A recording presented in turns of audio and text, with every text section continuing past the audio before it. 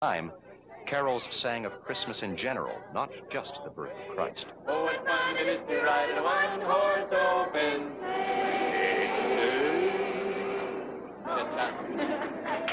Thank you. In the 2nd century, the church tried to replace the lusty gods and mock kings who hosted the pagan winter festivals with a more pious figure of their own, Saint Nicholas, an attempt which ultimately failed bitterly. His uncle arranged for him to enter a monastery just as soon as he gave away all his worldly possessions. It so happened that at the same time, a neighboring family with 3 girls had fallen on hard times. Their father could no longer afford to provide them with dowries, so their chances of marriage were slim. The girls decided that the eldest would enter a brothel and support the others. When Nicholas learned of their plan, he put some gold coins in a bag and waited until the wee hours of the morning and went out into the street. The next morning, one of the girls found the little bag of gold. Some say it was lying in her shoe, others in her stocking. And the next night, the same thing happened.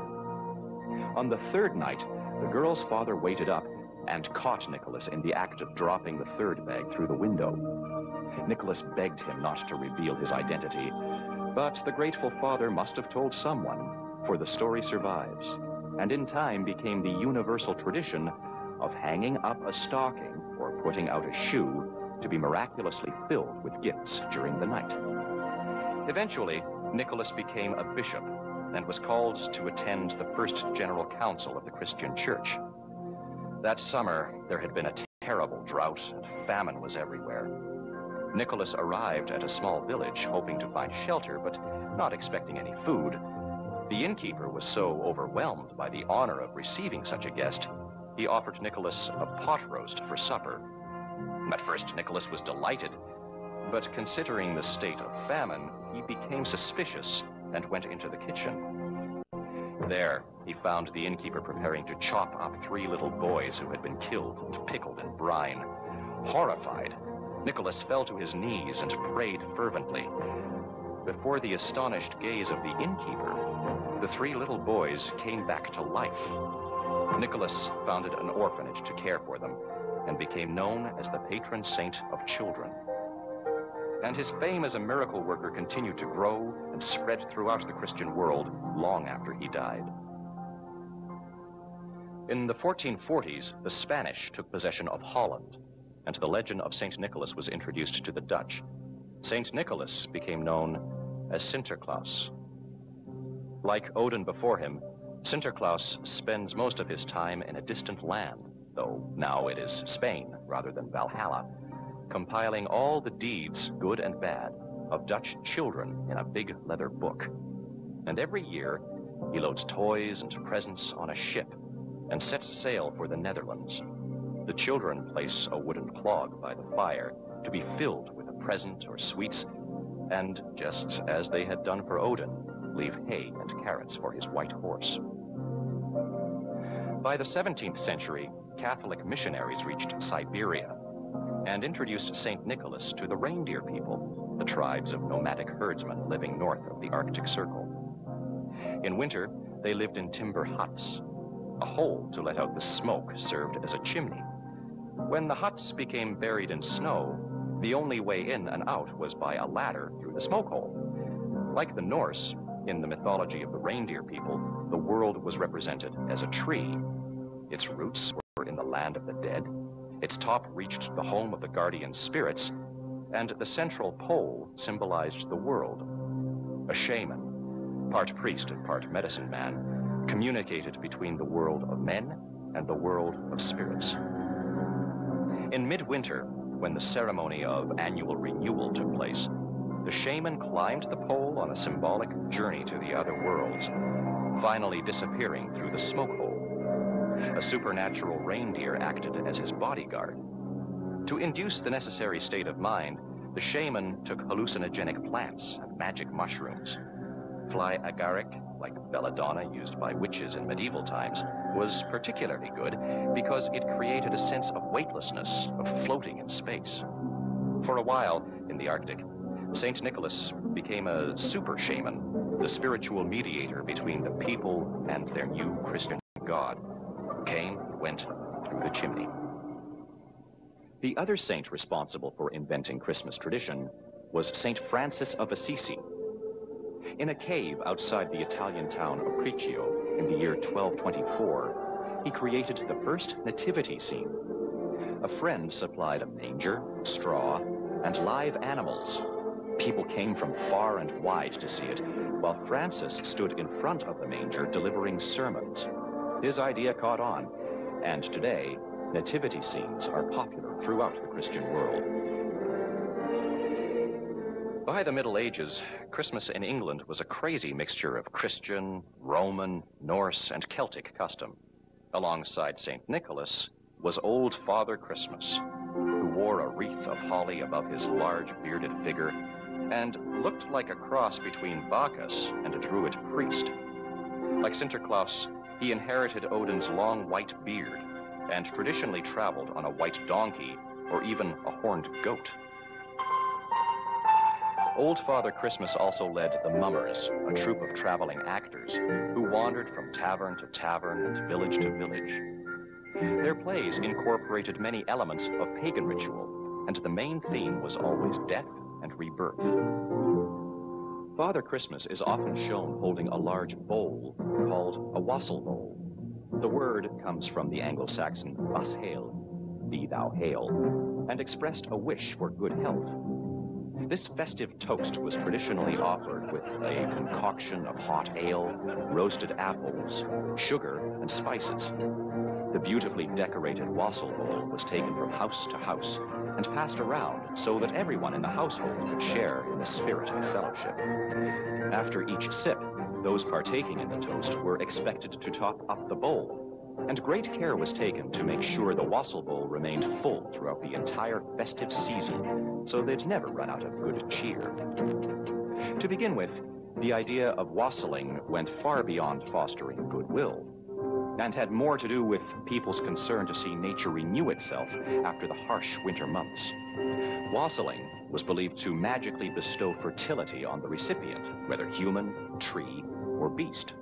Fruit trees were toasted with the wassail bowl so that they would bear well in the coming season. Later, wassailing was the word for a group of people, mainly children, going from house to house singing carols in the hope of receiving a reward. There was also a mock king, the lucky one who found the solitary coin or bean in their portion of Christmas pudding. He was titled the King of Misrule, or King of the Bean. Besides instigating all sorts of antics outside the church, the Lord of Misrule would even lead his court into church and disrupt the service.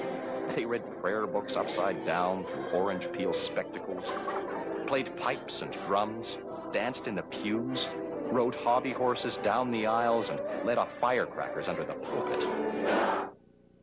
The great feast of the nobleman's table was the head of a wild boar, a beast dedicated to Thor, god of thunder.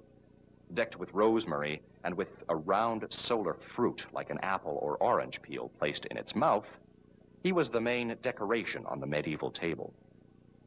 For a time, when the wild boar became extinct in England, the peacock became an especially prized dish.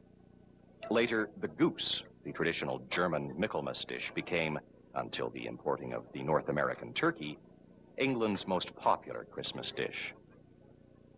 Cakes and biscuits were baked in the shape of oxen or pigs, or in the shape of the horns of oxen, or of the Christ figure, or as wheels into which a candle was placed, a complete mix-up of sacrificial, Christian, and sun symbols, but all based on reverence for the grains of wheat and oats saved from the last year's harvest and baked in hope of a good year to come. The early practice of adopting pagan beliefs and giving them Christian meaning had its advantages. It made the church festivals popular, but it also encouraged a certain pagan lustiness, which finally led the Puritans of the 17th century to condemn all festivals as evil. In England, Henry VIII broke with the Catholic Church. The monasteries were dissolved and the pulpits silenced. In the Puritan strongholds of Europe, Christmas was abolished. Churches were closed, shops and offices ordered to stay open during what had been a holiday period. Christmas went underground.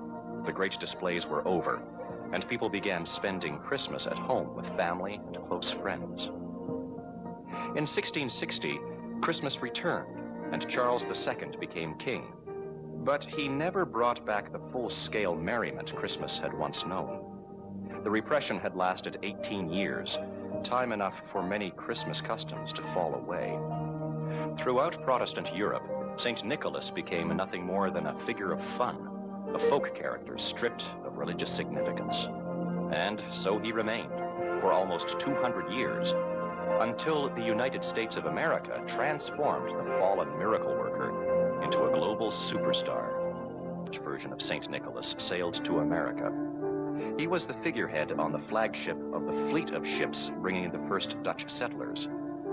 They settled on an island called Manhattan, where they had purchased land from the local Indians. Before long, a gilded statue of Santa Claus was erected in the main square. Nearly 40 years later, the British renamed the place New York. But the Dutch stayed on, and their celebration of St. Nicholas Eve continued unchanged, except that in the century that followed, Sinterklaas became anglicized to Santa Claus. And it was in New York, in December 1822, that the first image of Santa Claus was created. Professor Clement Clark Moore, teacher of Oriental and Greek literature, wrote a poem, The Night Before Christmas. Although his basic character originated in the Old Dutch Sinterklaas, Professor Moore's Santa Claus incorporated characteristics from many other European cultures. It was the Germans who first gave Santa his red, fur-trimmed costume, the Scandinavians his small stature, which enabled him to slip down the chimney, and the Russians his flying sled and magic reindeer. Meanwhile, in England, Christmas had never really recovered. Then, in 1837, Queen Victoria came to the throne and married Prince Albert. Albert was from Germany, where Christmas had never disappeared.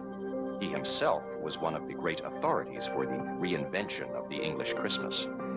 He introduced the first Christmas tree and helped to popularize carol singing. While some customs were being imported, new ones were being created. In 1843, Sir Henry Cole invented the Christmas card. A well-known London art dealer who aspired to improve the general public's taste. He believed that everyday things should be beautiful as well as useful. He came up with the idea of a Christmas card, a simple yet attractive token of friendship to further enhance this special day. Cole commissioned J.C. Horsley to design the picture for his first card.